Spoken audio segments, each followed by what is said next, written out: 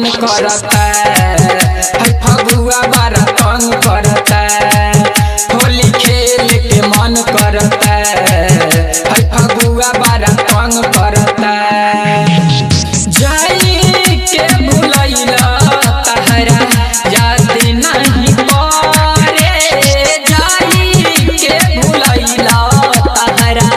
याद नहीं पड़े रंग खेल के मन करता फगुआ बड़ा तंग करता रंग खेल के मन करता फगुआ बड़ा तंग करता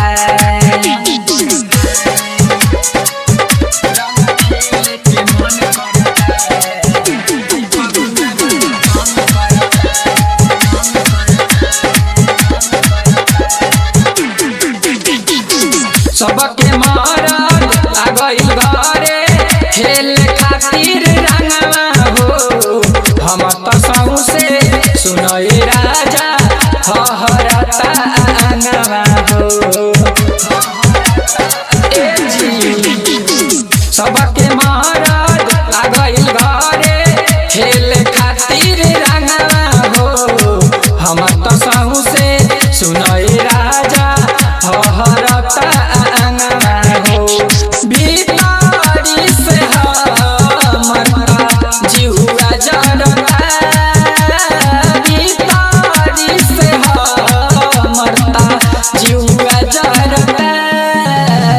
खेल के मन करता फगुआ बड़ा तंग करता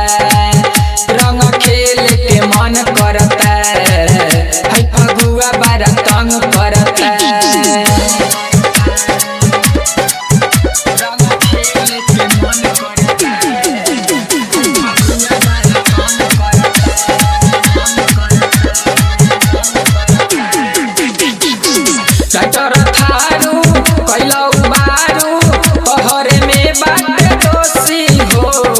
लगता रंगवा असो लगाई अगल बगल के पड़ोसी हो डाइटर थारू कैलऊ बारू तहरे में बाटे दोषी हो लगता रंगवा असो लगाई अगल बगल के पड़ोसी हो संगम ओम प्रकाश सदेवरू नहीं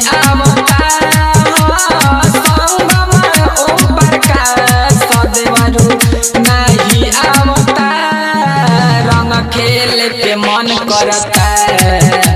फगुआ बड़ा तंग करता